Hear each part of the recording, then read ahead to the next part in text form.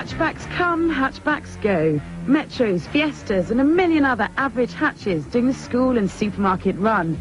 Only one supermini stood out. 3 little numbers, 205. Great looks, super handling and a GTI that everyone wanted. The 205 was an 80s icon. The 205 was a massive success, so much so that Peugeot replaced it with 2 cars. This, the 306 and the baby 106. Both sort of look similar to the 205 and both have fantastic chassis, but when you add 306 to 106, it doesn't quite add up to 205. So Peugeot has launched a direct replacement for the 80s legend, and they've called it, guess what?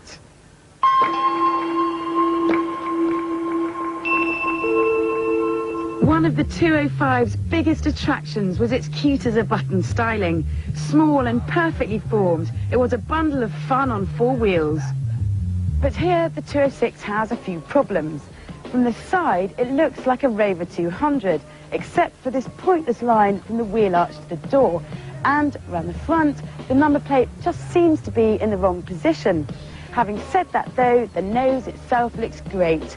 The headlights are classy and sleek, and the bonnet air scoops make the car look, well, sort of saucy.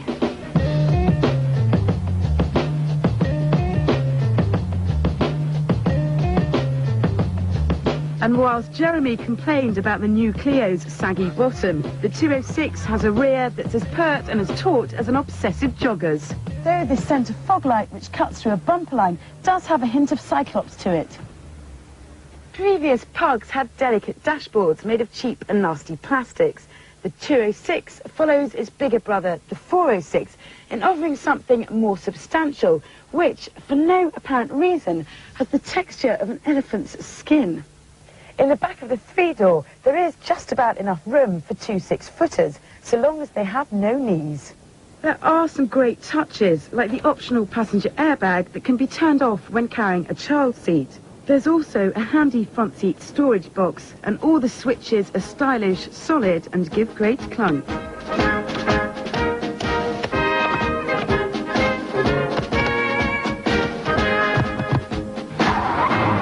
This 1.4 knocks out 75 brake horsepower, but the 0 to 60 time of 13.2 seconds is hardly class leading, and to achieve anything like that time needs lots of revs, which means lots of noise too.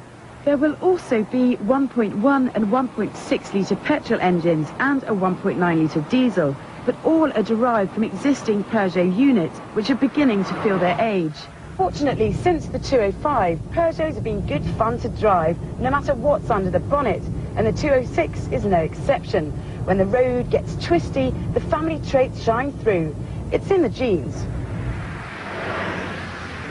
This 1.4 LX will be the best-selling model, the bread and butter of the range. However, thanks to the fiendish French chassis engineers, they've added a dollop of jam on top. The handling is superb. Through every bend, this car's well-weighted steering always keeps you in tune with what's happening at the front end. If you like your car to feel like a flighty young thing, then the Pug will suit you, sir.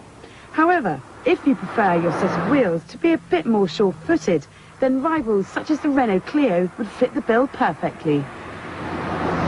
Add a fairly supple ride to the mix and you realise the 206 has a pretty good setup, but the lively feeling you got from the 205 just isn't there. This car needs something meatier, more substantial under your foot. One reward for less than sparkling performance is decent economy, around 42 miles to the gallon. And a mid-level 206 will undercut its clunky old Corsa equivalent by over £1,000. However, a similar spec Clio's only £50 more and has anti-lock brakes as standard. The £10,245 Pug comes with electric windows, remote locking and power steering. Small cars have moved on, and Peugeot is unlikely to make anything as lively or as characterful as the 205 again. But with the 206, what they have created is one of the best small cars around, and next year there'll be a 2-litre, 138 brake horsepower version, which is likely to be called GTI. Maybe then we'll see a return of the old magic.